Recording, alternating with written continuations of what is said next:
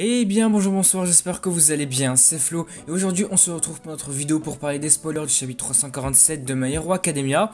Et comme vous l'avez vu avec le chapitre précédent, le chapitre était très intéressant, on avait le début du combat avec Shigaraki, la mise en place du futur combat de Toga contre Ochako, Tsuyu et Deku. Et donc nous allons le voir dans ce chapitre-ci. Les choses vont continuer évidemment, nous allons voir la continuité du combat avec Shigaraki et nous verrons la mise en place de ce combat avec Toga contre Ochako, Deku et Tsuyu. Alors avant que la vidéo ne commence, je vous le rappelle, si vous voulez me soutenir sur les prochaines vidéos, n'oubliez pas de vous abonner à la chaîne. Et c'est alors que nous commençons. Le chapitre il va démarrer du côté des héros qui sont en train de demander à Monoma si quelque chose de mal s'est passé avec la terre d'effacement. Parce qu'on l'avait vu à la fin du chapitre, Shigaraki avait utilisé un truc bizarre, peut-être un nouvel alter qui qui lui permettait de manipuler son corps. Il avait créé plein de mains, c'était un truc vraiment très spécial. Monoma va leur répondre que non, Shigaraki est censé toujours être incapable d'utiliser les haltères, pourtant Tomura lui-même explique que c'est juste une croissance de son corps. Tout comme les cheveux et les ongles des gens poussent, sa chair se développe. Nous avons alors l'explication suivante, ceci serait dû à l'effet de l'évolution des haltères dans son corps, et c'est le résultat final de la théorie du point de singularité qui a été recherchée par le docteur Garaki, donc Ujiko.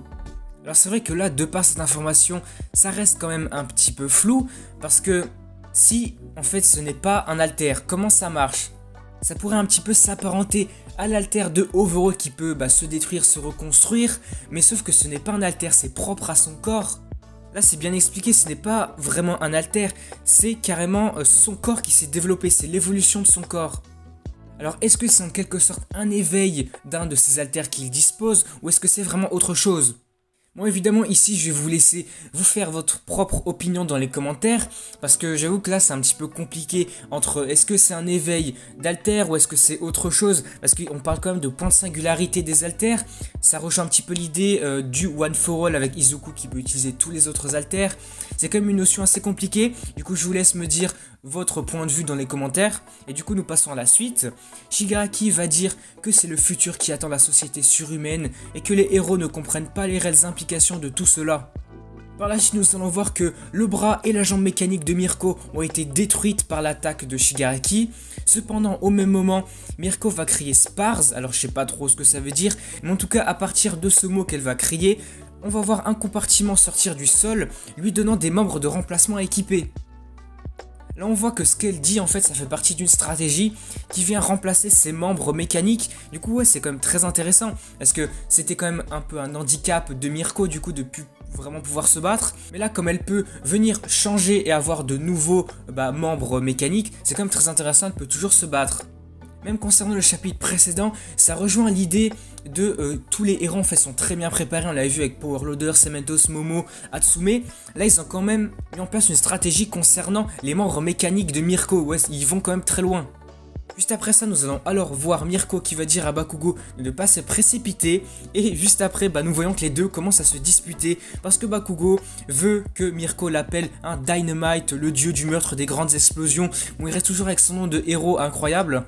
Moi je pense que le mieux à terme, son nom de héros devrait simplement être Dynamite parce que c'est quand même très stylé, ça fait un petit peu allusion à All Might parce que dieu du meurtre des grandes explosions, c'est un petit peu extravagant comme on avait vu au début du manga quand il choisissait ses premiers noms de héros, c'est un petit peu fou.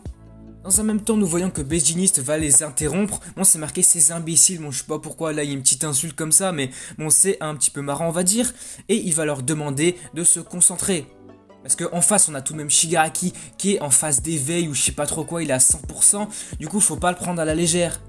Reprenons ensuite sur Monoma qui va assurer à Aizawa qu'il n'a pas échoué concernant l'utilisation de l'alter d'effacement et qui continue à effacer Shigaraki. Aizawa on va le voir, il le sait mais il commence à s'inquiéter.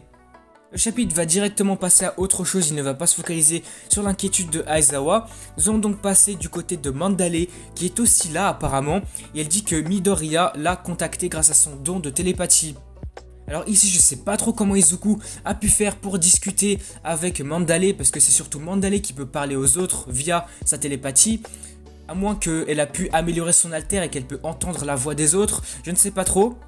Mais nous allons donc apprendre que Izuku dit à Aizawa qu'il a été attiré par Toga dans un autre portail et qu'il est sur l'île d'Okuto. Aizawa va alors se mettre à réfléchir aux limites de l'alter de Monoma et il va voir différents problèmes. Et oui, c'est sûr, ça on pouvait quand même un peu le savoir.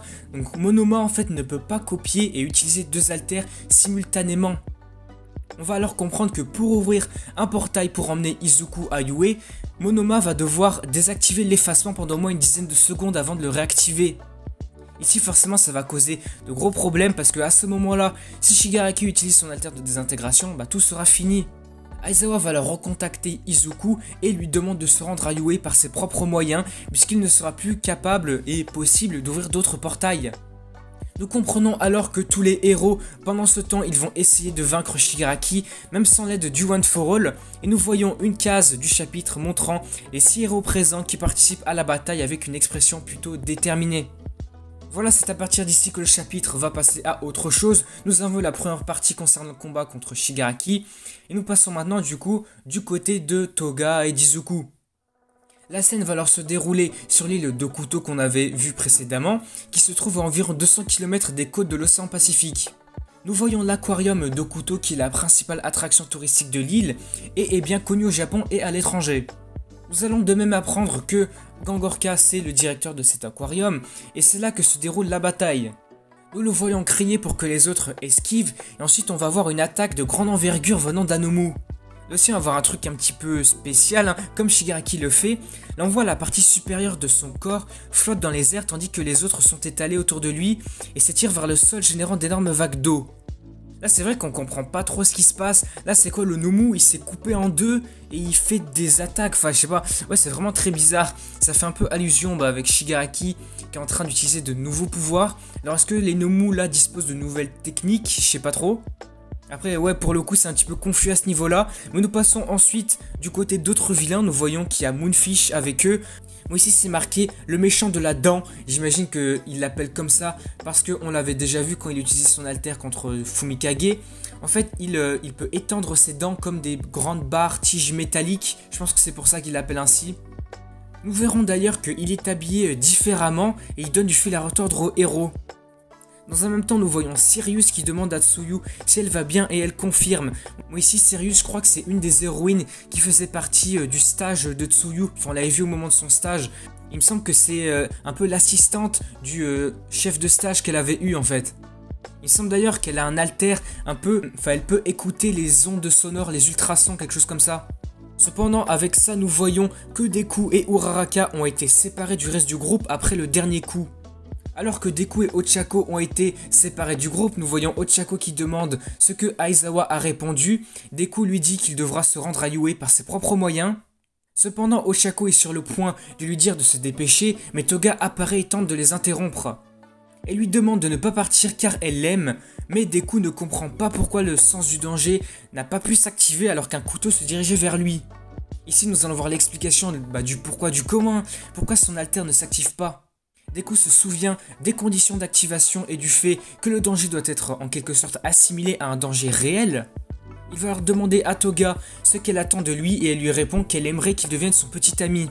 Deku va alors comprendre la raison pourquoi l'alter ne s'active pas, c'est parce qu'en fait, elle fait du mal aux autres par pur sentiment d'admiration et d'amour. Le sens du danger ne relève pas ça alors comme une intention dangereuse, c'est pour ça qu'il s'active pas.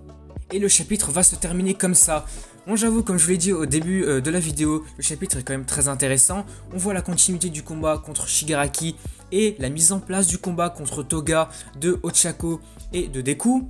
Là, c'est vrai que sur la fin, on a peut-être plus l'impression que le combat va se passer entre Toga, enfin contre Ochako et Deku. Tsuyu, elle est peut-être mise de côté, peut-être qu'elle va combattre quelqu'un d'autre.